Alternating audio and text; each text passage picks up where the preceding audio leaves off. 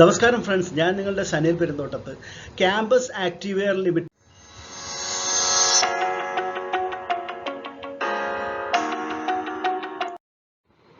ഈ വീഡിയോയിലേക്ക് കടക്കും മുമ്പ് കഴിഞ്ഞ വീഡിയോയിൽ പറയാൻ മറന്നുപോയ ഒരു കാര്യം പറഞ്ഞുകൊള്ളട്ടെ. ഈ മാസത്തെ, അതായത് ഏപ്രിലൊക്കെ മലയാള മനോരമയുടെ സമ്പാദ്യ മാസികയിലെ പ്രധാന കവർ സ്റ്റോറി ആയിട്ട് എൻ്റെ ഒരു ലേഖനമുണ്ട്. നിങ്ങളിൽ പലരും വായിച്ചിരിക്കുമെന്ന് കരുതുന്നു. വായിക്കാത്തവർക്ക് വേണ്ടി പറയുകയാണ്. കഴിഞ്ഞ സാമ്പത്തിക വർഷത്തെ IPOകളുടെ പ്രകടനങ്ങളുടെ ഒരു വിലയിരുത്തലാണിത്. വരാനിരിക്കുന്ന പ്രധാന ഷെയർ ഇഷ്യൂകൾ ഏതെല്ലാം എന്നും അവയുടെ പ്രത്യേകതകൾ എന്തെല്ലാമാണെന്നും ഇതിൽ പ്രധാനമായിട്ടും പ്രതിപാദിക്കുന്നുണ്ട്. കൂടാതെ നിക്ഷേപകർ ഒരു ഓഹരി തിരഞ്ഞെടുക്കുന്ന കാര്യത്തിൽ, IPOകൾ തിരഞ്ഞെടുക്കുന്ന കാര്യത്തിൽ എന്തെല്ലാമാണ് ശ്രദ്ധിക്കേണ്ടത്, ഇങ്ങനെയുള്ള കാര്യങ്ങളെല്ലാമാണ് ഈ ലേഖനത്തിൽ ഉൾപ്പെടുത്തിയിട്ടുള്ളത്. എന്തായാലും ഈ ലക്കം, അതായത് ഏപ്രിൽ ലക്കം മലയാള മനോരമയുടെ സമ്പാദ്യം മാസിക നിങ്ങളെല്ലാവരും വാങ്ങി വായിക്കണം എന്ന് അഭ്യർത്ഥിക്കുന്നു. നമുക്കിനി വീഡിയോയിലേക്ക് കിടക്കാം. ക്യാമ്പസ് ആക്റ്റീവെയർ ലിമിറ്റഡ് ഇത് ഇന്ത്യയിലെ ഏറ്റവും പ്രധാനപ്പെട്ട ഫുട്വെയർ നിർമ്മാണ കമ്പനിയാണെന്ന് പറഞ്ഞു. അപ്പോൾ മാനുഫാക്ചർ ചെയ്യുക മാത്രമല്ല, ഡിസ്ട്രിബ്യൂട്ടും ചെയ്യുന്നുണ്ട്. അവരുടെ പ്രധാന products running shoes, walking shoes, casual shoes, floaters, slippers, flip flops, പിന്നെ പല മൾട്ടി കളറിലുള്ള സാൻഡൽസ്, ഇതെല്ലാമാണ് ഇവരുടെ പ്രോഡക്ട്സ് ആയിട്ട് പറയുന്നത്. ക്യാമ്പസ് എന്നുള്ളതാണ് ആ ബ്രാൻഡ് നെയിം. ഇന്ത്യയിലെ ഏറ്റവും വലിയ ഒരു ഫുട്വെയർ നിർമ്മാണ കമ്പനിയാണ്. വാല്യൂവിൻ്റെ കാര്യത്തിലും വോളിയത്തിൻ്റെ കാര്യത്തിലും 2021 കണക്ക് വെച്ച് നോക്കുകയാണെങ്കിൽ ഡൽഹി ബേസ്ഡ് ആയിട്ടുള്ള ഒരു കമ്പനിയാണിത്. 2005 ഈ കമ്പനി രൂപം കൊള്ളുന്നത്. ഇന്ത്യയിലെ ബ്രാൻഡഡ് സ്പോർട്സ് ഷൂസിൻ്റെ കാര്യത്തിലും മറ്റ് ഷൂസുകളുടെയും ചെരുപ്പുകളുടെയും കാര്യത്തിൽ 15% മാർക്കറ്റ് ഷെയർ, ബ്രാൻഡഡ് ഇനത്തിൽ 15% മാർക്കറ്റ് ഷെയർ 2020 കണക്ക് വെച്ചിട്ട് ക്യാമ്പസിനാണുള്ളത്. അപ്പോൾ ഈ ക്യാമ്പസ് 2021 ആയപ്പോഴത്തേക്കും അത് 17% വർദ്ധിപ്പിച്ചിട്ടുണ്ട്. ഇവർ പ്രധാനമായിട്ടും ടാർഗറ്റ് ചെയ്യുന്നത് 14 വയസ്സിനും 35 വയസ്സിനും ഇടയിലുള്ള ആ ഒരു ഏജ് ഗ്രൂപ്പ് ആൾക്കാരെയാണ്. കാരണം എന്താണെന്ന് വെച്ചിട്ടുണ്ടെങ്കിൽ ഇന്ത്യയിലെ 45% സ്പോർട്സ് അല്ലെങ്കിൽ അത്ലീറ്റ് ഫുട്വെയറുകൾ ഉപയോഗിക്കുന്നത് ആ ഗ്രൂപ്പിലുള്ള ആൾക്കാരാണ്. അപ്പോൾ അവരെ ടാർഗറ്റ് ചെയ്തുകൊണ്ടാണ് പ്രധാനമായിട്ടും അരുൺ ധവാൻ എന്ന് പറയുന്ന ഒരു യുവ മോഡലിനെയൊക്കെ വെച്ചിട്ടാണ് ഇവർ കൂടുതൽ പരസ്യങ്ങളൊക്കെ ചെയ്തുകൊണ്ടിരിക്കുന്നത്.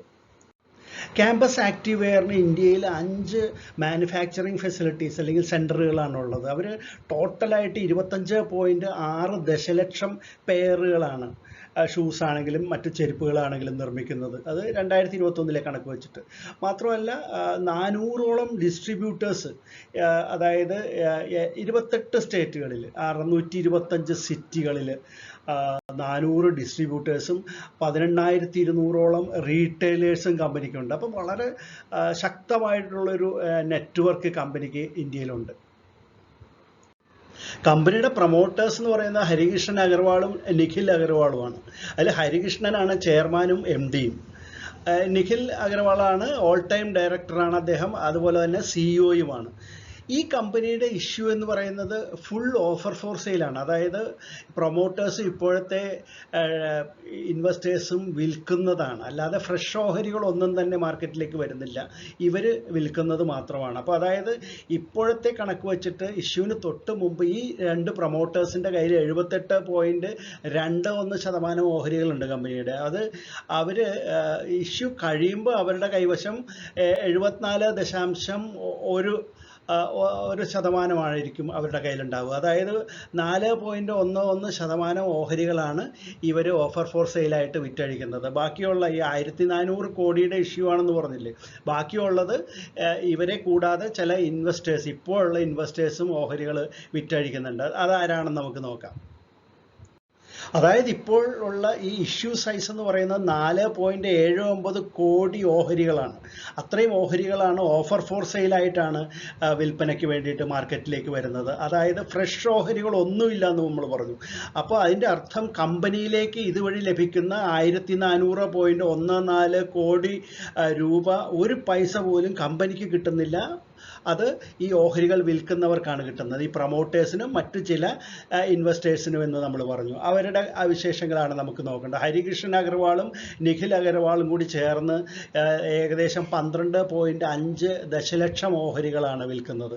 അതുപോലെ തന്നെ പ്രൊമോട്ടർ അല്ലാത്ത TPG growth 3 SF private limited എന്ന് പറയുന്ന ഒരു ഇൻ്റർനാഷണൽ ഫണ്ട്, അവർ 29.1 ദശലക്ഷം ഓഹരികൾ അവരും വിൽക്കുന്നുണ്ട്.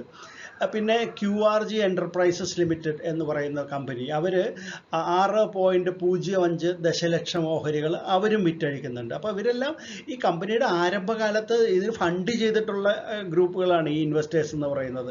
അവരിപ്പോൾ മാർക്കറ്റിൽ കമ്പനി നല്ല നിലയിലേക്ക് എത്തിയപ്പോഴത്തേക്കും ഇതൊരു അവസരമായി എടുത്ത് അവരുടെ കൈവശമുള്ള ഓഹരികളുടെ കുറേ ഭാഗം അവർ വിറ്റഴിക്കുന്നു എന്നുള്ളത് മാത്രം അതിനെ കണ്ടാൽ മതി. അതുകൂടാതെ രാജീവ് ഗോയൽ, രാജേഷ് കുമാർ ഗുപ്ത എന്നീ പ്രധാനപ്പെട്ട 2 ഇൻവെസ്റ്റേഴ്സ് കൂടി ഓഹരികൾ നല്ലൊരു ശതമാനം വിറ്റഴിക്കുന്നുണ്ട്. കൃത്യമായിട്ടുള്ള അതിൻ്റെ എമൗണ്ട് ഇവിടെ ലഭ്യമല്ല. അപ്പോൾ ഇത്രയും ഇൻവെസ്റ്റേഴ്സ് ഇത്രയും ഓഹരികൾ വിറ്റഴിച്ച് ഓഫർ ഫോർ സെയിലായിട്ട് വരുമ്പോൾ കമ്പനിയുടെ ഡെവലപ്മെൻറ്റിലേക്കോ അല്ലെങ്കിൽ കമ്പനി കോർപ്പറേറ്റ് എക്സ്പെൻസസിലേക്കോ ഒന്നുമല്ല ഈ പണം വരുന്നത്, മറിച്ച് ഇത് വിൽക്കുന്ന ഇപ്പോഴത്തെ ഇൻവെസ്റ്റേഴ്സ് അല്ലെങ്കിൽ പ്രൊമോട്ടേഴ്സിൻ്റെ കൈകളിലേക്കാണ് എന്നുള്ളത് വളരെ എടുത്തു പറയേണ്ട. പിന്നെ എന്തിനാണ് ഇപ്പോൾ ഇവർ ഈ ഒരു IPO നടത്തുന്നത്? അപ്പോൾ ഇത് ലിസ്റ്റിംഗ് ബെനിഫിറ്റിനാണ്. ഈ കമ്പനി ഇനി ലിസ്റ്റഡ് കമ്പനി ആയിരിക്കും. പിന്നെ കുറേ സാധാരണക്കാരായിട്ടുള്ള നമ്മളെപ്പോലെയുള്ള ഇൻവെസ്റ്റേഴ്സിന് ഇതിൻ്റെ ഓഹരി പങ്കാളിത്തം ഇതുവഴി ലഭിക്കുകയും ചെയ്യുന്നുണ്ട്, കുറേ ഇൻസ്റ്റിറ്റ്യൂഷൻസിന് കിട്ടുന്നുണ്ട്. അപ്പോൾ അതല്ല 35% റീറ്റെയിലേഴ്സിനും ബാക്കി ഇൻസ്റ്റിറ്റ്യൂഷൻസിനും പിന്നെ കുറച്ച് HNIസിനുമാണ് ഇത് കിട്ടുന്നത്. കമ്പനിയുടെ വാല്യുവേഷൻസ് നോക്കുകയാണെങ്കിൽ ഏറ്റവും പുതിയ കണക്ക് വെച്ച് നോക്കുകയാണെങ്കിൽ EPS 0.88 ആണ്. PE റേഷ്യോ 315.1, 331.82 എന്ന് കാണുന്നുണ്ട്. റിട്ടേൺ ഓൺ നെറ്റ്വർത്ത് 8.6% ആണ് കാണുന്നത്. NAV അല്ലെങ്കിൽ ബുക്ക് വാല്യൂ 10.29. ഇതിൻ്റെ കോമ്പറ്റീറ്റേഴ്സ് പിയർ കമ്പനികളെന്ന് പറയുന്നത് പ്രധാനമായിട്ട് ബാറ്റ ഇന്ത്യ, പിന്നെ റിലാക്സോ ഫുട്വെയർ, പിന്നെ മെട്രോ, ഇങ്ങനെയൊക്കെയുള്ള കമ്പനികളാണ് ഇതിൻ്റെ പ്രധാന പിയർ കമ്പനികളായിട്ട് കാണുന്നത്. ഇനി നമുക്ക് കമ്പനിയുടെ ഫിനാൻഷ്യൽസ് പരിശോധിക്കാം. 2019 കമ്പനിയുടെ റവന്യൂ 596.7 കോടിയാണ്. ആ വർഷം ഇതിൻ്റെ ലാഭം 38.6 കോടിയായിട്ടും കാണുന്നുണ്ട്. അതിൻ്റെ അടുത്ത വർഷം 2020 ആയപ്പോൾ നോക്കൂ, റവന്യൂ 734.1 എന്നുള്ള ലെവലിലേക്ക് വർദ്ധിക്കുകയാണ് ഉണ്ടായത്. അതിൻ്റെ നെറ്റ് ഇൻകം അല്ലെങ്കിൽ ലാഭം എന്ന് പറയുന്നത് 38.6-ൽ നിന്ന് 62.4 കോടിയിലേക്ക് ഉയർന്നു.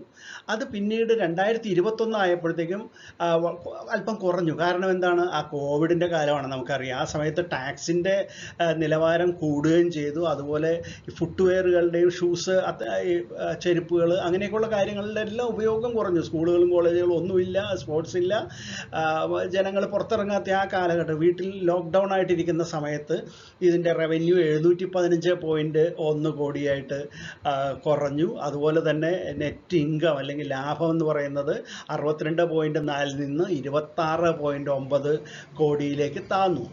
എന്നാൽ ഈ അർദ്ധവാർഷിക കണക്ക് നോക്കും, 2022 കണക്ക് വളരെ മികച്ചതാണ്. പകുതി വർഷത്തെ കണക്ക് തന്നെ 409.9 കോടിയുണ്ട്. അതുപോലെ തന്നെ നെറ്റ് ഇൻകം 30.1 എന്നും കാണിക്കുന്നുണ്ട്. പിന്നെ മാർജിൻ പെർസെൻറ്റേജ് നോക്കൂ, 2019 6.5, അത് അടുത്ത വർഷമായപ്പോൾ 8.5 വർദ്ധിച്ചു. പിന്നെ ഇവിടെ കുറഞ്ഞത് നമുക്കറിയാം 3.8. പിന്നെ ഇപ്പോഴത്തെ കണക്ക് എന്താണ്? 7.3% ആണ്. അപ്പോൾ ഇത് വളരെ മികച്ച ഒരു കണക്കുകൾ തന്നെയാണ് കമ്പനിയെ സംബന്ധിച്ചിടത്തോളം. അതായത് ഇന്ത്യയിലെ ഏറ്റവും മികച്ച ഫുട്വെയർ നിർമ്മാണ കമ്പനിയാണ് ഇത് എന്ന് ഓർക്കണം. ഇനി പരിശോധിക്കാം IPO ഡീറ്റെയിൽസ് ഒറ്റ നോട്ടത്തിൽ. ഇതിൻ്റെ ഇഷ്യൂ ഡേറ്റ് 26-ാം തീയതിയാണ്. 28-ാം തീയതി വരെ ഇഷ്യൂ ഓപ്പൺ ആയിരിക്കും എന്നുള്ളത് നമുക്കറിയാം. പ്രൈസ് ബാൻഡ് 278 രൂപ മുതൽ 292 രൂപ വരെയാണ് പ്രൈസ് ബാൻഡ് ഇട്ടിരിക്കുന്നത്. ഫ്രഷ് ഇഷ്യൂ ഒന്നും തന്നെയില്ല. 4,79,50,000 ഓഹരികളാണ് ഇവർ വിൽപ്പനയ്ക്ക് വച്ചിരിക്കുന്നത്. അപ്പോൾ ഇഷ്യൂ സൈസ് എന്ന് പറയുന്നത് 1400.14 കോടി രൂപയാണ്. മിനിമം നമ്മൾ അപ്ലൈ ചെയ്യേണ്ടത് 51 ഓഹരികളാണ്. അത് അതിൻ്റെ ഒരു ലോട്ടാണ് ഈ 51 എന്ന് പറയുന്നത്. അങ്ങനെ 13 ലോട്ട് വരെ ഒരു റീറ്റെയിലർക്ക് അപ്ലൈ ചെയ്യാവുന്നതാണ്. ഫേസ് വാല്യൂ 5 രൂപയാണ്. ഒരു ഓഹരിക്ക് 5 രൂപയാണ്. റീറ്റെയിലേഴ്സിന് 35% ഓഹരികൾ കമ്പനി നൽകുന്നുണ്ട്. അത് കൂടാതെ ആ 35%-ൽ 2 ലക്ഷം ഓഹരികൾ എലിജിബിൾ ആയിട്ടുള്ള അവരുടെ എംപ്ലോയീസിന് കൊടുക്കുന്നുണ്ട്. 27 രൂപ അവർ കൺസെഷനും ഈ എംപ്ലോയീസിന് കൊടുക്കുന്നുണ്ട്. എത്രയാണോ ഫിക്സ് ചെയ്യുന്ന പ്രൈസ് എന്ന് വെച്ചാൽ അതിൽ നിന്ന് 27 രൂപ കുറച്ച് എംപ്ലോയീസ് കൊടുത്താൽ മതിയായിരിക്കും എലിജിബിൾ ആയിട്ടുള്ളവർ. ലിസ്റ്റിംഗ് NSE-യിലും BSE-യിലും കമ്പനി നടത്തുന്നുണ്ട്. ഇനി ഇതിൻ്റെ ടെൻറ്റേറ്റീവ് ആയിട്ടുള്ള ഡേറ്റുകളെ നമുക്കൊന്ന് നോക്കാം. അലോട്ട്മെൻറ്റ് വരുന്നത് 4-ാം തീയതിയാണ്. മെയ് 4-ന്. കിട്ടാത്തവർക്ക് റീഫണ്ട് വരുന്നത് 5-ാം തീയതിയാണ്. ഷെയർ ഡിമാറ്റ് അക്കൗണ്ടിലേക്ക് വരുന്നത് 6-ാം തീയതിയും ലിസ്റ്റിംഗ് 9-ാം തീയതി, മെയ് 9-ാം തീയതിയുമാണ് ഇതിൻ്റെ.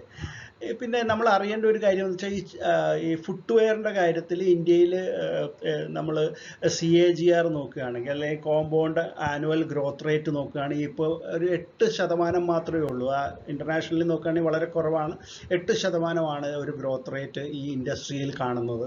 അത് പക്ഷേ 2025 ആകുമ്പോഴത്തേക്കും 14% ആയിട്ട് വളരും ഈ ഇൻഡസ്ട്രിയുടെ CAGR എന്നാണ് ഈ ടെക്നോ പാർക്ക് നടത്തിയിരിക്കുന്ന ഒരു സ്റ്റഡിയിൽ കാണുന്നത്.